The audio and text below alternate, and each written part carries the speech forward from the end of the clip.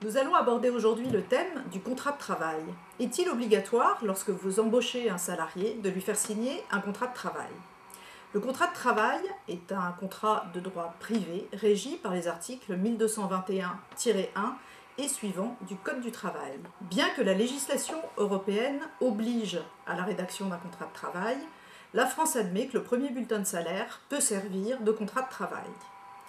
Lorsque le contrat est conclu sur le territoire français et qu'il fait l'objet d'un écrit, il doit obligatoirement être rédigé en français. En l'absence de contrat écrit, la relation du travail est présumée être à durée indéterminée et sur la base légale de la durée du travail en France, c'est-à-dire 35 heures hebdomadaires.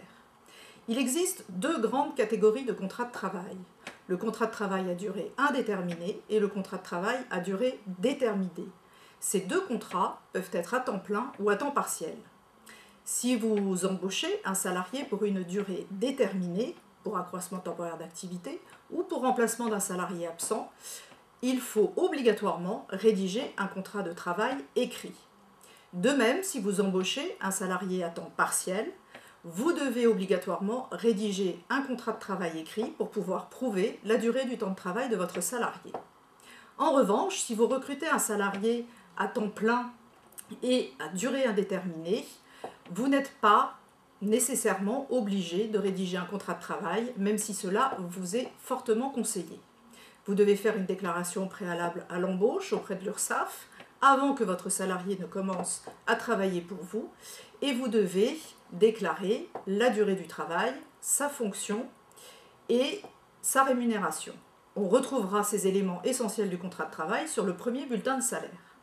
En revanche, si votre salarié est un salarié itinérant ou s'il a un mode de rémunération mixte, c'est-à-dire variant une part fixe de salaire et une part variable, ou si vous entendez inclure des clauses comme une clause de mobilité ou une clause de non-concurrence ou une clause de forfait jour, les 218 jours annuels, il vous faudra alors obligatoirement rédiger un contrat de travail pour rapporter la preuve de l'accord de votre salarié sur ces modalités particulières.